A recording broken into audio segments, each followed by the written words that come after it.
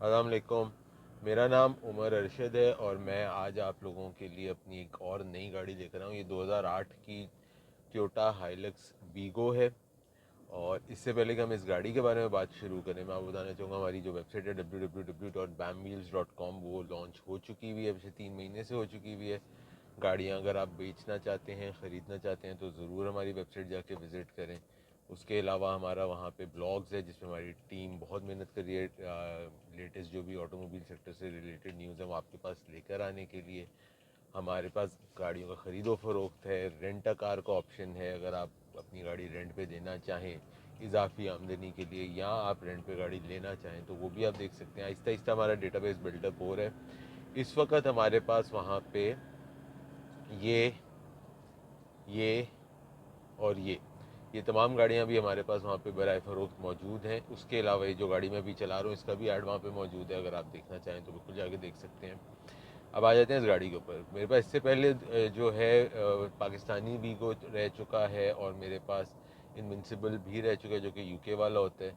अब ये थाईलैंड वाला है। ये गाड़ी भी 1 KD जो 3000 सीसी का डीजल इंजन है वो इस गाड़ी के अंदर आता है। और इस गाड़ी के जो इंजन के कॉमन जो 1 KD इंजन के जो कॉमन फॉल्ट हैं वो इसके नोजल्स का इशू आता है। वो इस गाड़ी में ऑलरेडी हम एड्रेस अभी रिसेंटली उसको कर चुके हैं, तो उस तरफ से इस गाड़ी में कोई एक मेजर खर्चा होता है वो अब इस गाड़ी में नहीं रहा मसला। उसके अलावा ये वन ओनर गाड़ी थी, मुझे मिल गई। उनकी जो ओरिजिनल ओनर थे पाकिस्तान में पहले जो ओनर थे उन्हीं से मैंने गाड़ी जाकर खरीदी। गाड़ी फेडेड थी तो इसको लुक में लाने के लिए मैंने इस गाड़ी को शावर करा दिया, पूरी की पूरी गाड़ी को पेंट करा दिया, क्योंकि वो गाड़ी मज़ा नहीं आ रहा था जिस तरह से आई थी उस हालत में। अब एक मज़ेदार गाड़ी बन चुकी है।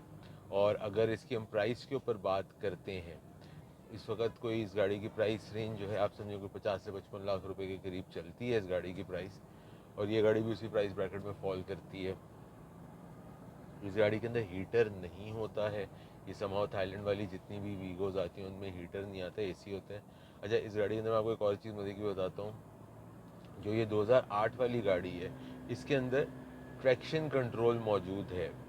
इसके अंदर जो बाद वाले जो मॉडल हैं 2011-12 वाले, उनमें ट्रैक्शन कंट्रोल समा उन्होंने निकाल दिया था, लेकिन इस गाड़ी के अंदर ट्रैक्शन कंट्रोल मौजूद है। तो ये एक इस गाड़ी की और चीज़ है जो मज़े की है। जो इसके अंदर बाद में जो इसका इंजन आता है जिसको VN टर्बो कहते हैं, वो वाले इंजन में ट्रैक्शन कंट्रोल उन्होंने निकाल दिया था। इस गाड़ी के अंदर ट्रैक्शन कंट्रोल के साथ आती है ये वाली गाड़ी। उसके अलावा तो ये पावर सीट्स वाली गाड़ी है जो कि एक लोडेड गाड़ी इस मॉडल के अंदर आती है। उसके अलावा जब ये गाड़ी आई थी फ्रॉम द फैक्ट्री है, जब थाईलैंड से आई थी तो इनमें बॉडी किटें शिटें लगी हुई होती हैं। वो मतलब वो फेंडर्स के ऊपर प्लास्टिक, लाइक दरवाज़ों के ऊपर प्लास्टिक के पीसेस होते हैं। उस वजह से थोड़ी किटेड होती है। इसका छत के ऊपर एक कैरियर वो जो होता है आपका लगेज कैरियर टाइप का पिनियर रैक जिसको बोलते हैं वो आता है। पीछे भी इसके वो रोल बार जो प्लास्टिक का रोल बार टाइप होता है पिछला, वो भी लगा हुआ था। तो वो सारी चीज़ें मैंने इसमें से निकलवा दी, क्योंकि मेरे हिसाब से गाड़ी जो है आजकल के ज़माने के हिसाब से अगर गाड़ी की लुक देखें तो ये इन सब चीज़ों के बगैर खूबसूरत ज़्यादा लगती है। अभी भी छोटी मोटी चीज़ें हैं जो मैं इसमें करा रहा हूँ, लेकिन इन्जॉय भी साथ में कर रहे हैं। और इस प्राइस रेंज के अंदर अगर आप देखें तो 40-50 लाख रुपए के जो प्राइस रेंज है, उस प्राइस रेंज में 50 से 60 लाख रुपए की प्राइस रेंज में आपको, अगर हम वैसे देखने जाते हैं इस प्राइस रेंज के अंदर, आपको 95 सीरीज़ का जो प्राडो है वो मिलता है, जो कि इस गाड़ी से भी कोई 10-12 साल पुरानी गाड़ी होगी। उसके अलावा आपको जो दूसरी गाड़ी इस प्राइस रेंज में मिलती है that would be 80 series land cruiser के। आजकल लोग इतने पैसे मांग रहे हैं, जो कि अगेन इससे 15 साल पुरानी गाड़ी है।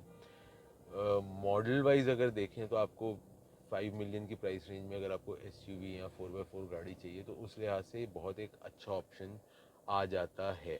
और मुझे जो इस गाड़ी की एक अच्छी चीज़, जो मुझे इस गाड़ी की लाइक सबसे अच्छी चीज़ जो मुझे लगी दैट इज़ कि इस गाड़ी के अंदर कोई ऐसे डैशबोर्ड वगैरह में और जो इसका इंटीरियर में कोई टूट फूट नहीं है। चूँकि एक वन ओनर गाड़ी और इसके ओरिजिनल ओनर से मैंने गाड़ी ले रहा था, तो इसके अंदर डैशबोर्ड में जो होता है कि इन गाड़ियों की चीज़ें टूट चुकी होती हैं अभी तक, बिकॉज गाड़ियाँ मल्टीपल हाथों में चली होती हैं।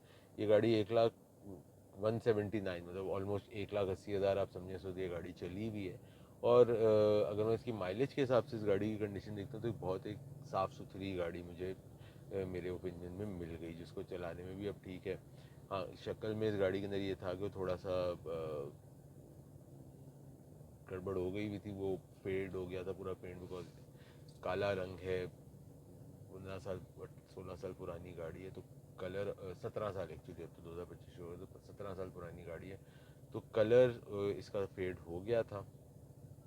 उसको हम लोगों ने जो है शावर करवा दिया, ताकि क्या उसे कहते हैं, गाड़ी आपका अल्लाह भला करे देखने में एक प्रॉपर गाड़ी लगे। बाकी अपनी लाइंस में गाड़ी प्रॉपर है, टायर गाड़ी के मुनासिब डले हुए हैं इस वक्त।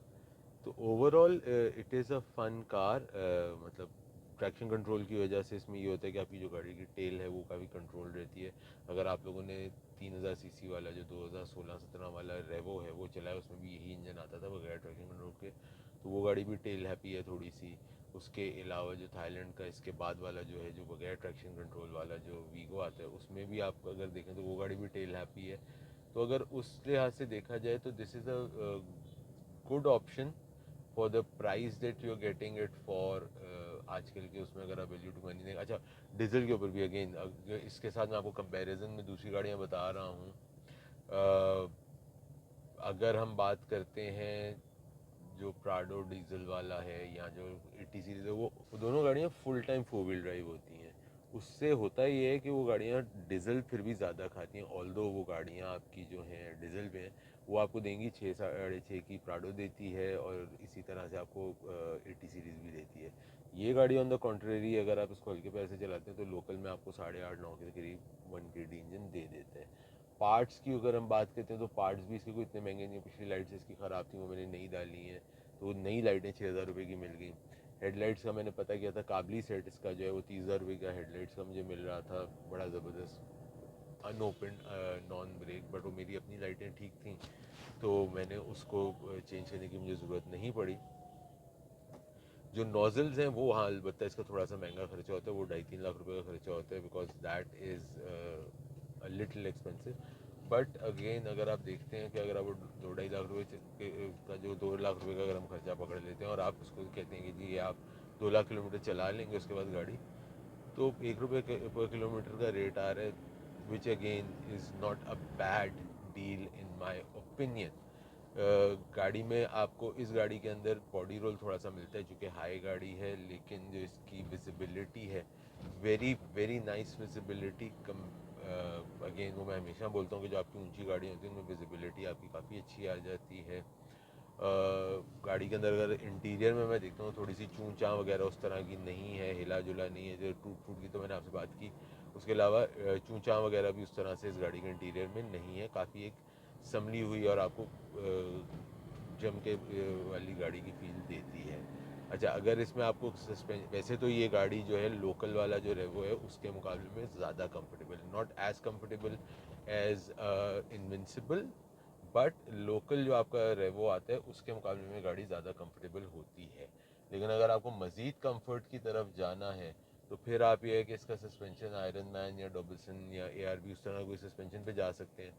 वो ये है कि अगर आप यूज़ में जाते हैं तो आपको कोई 2-2.5 लाख रुपए का खर्चा बैठता है, अगर आप ब्रांड न्यू पे जाते हैं तो कोई 4-5 लाख रुपए का खर्चा बैठ जाता है। तो दैट इज़ ऑल्सो समथिंग जो कि आप कर सकते हैं अगर आपको गाड़ी का कंफर्ट मज़ीद इंक्रीज़ करना है।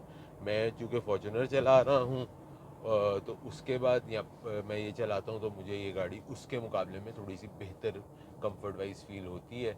हाँ अलबत्ता अगर मैं उसको प्राडो से अपनी जो मेरे पास 2008 वाली प्राडो है उससे अगर मैं कंपेयर करता हूँ तो ऑब्वियसली फिर प्राडो थोड़ी ज़्यादा कंफर्टेबल हो जाती है इससे। तो ये पूरी कहानी है जी, और इस वक्त ये सारी गाड़ियाँ मौजूद हैं 4x4 की, थोड़ी सी कलेक्शन इकट्ठी होती जा रही है इत्तेफाक से। लेट्स सी क्या होता है आगे।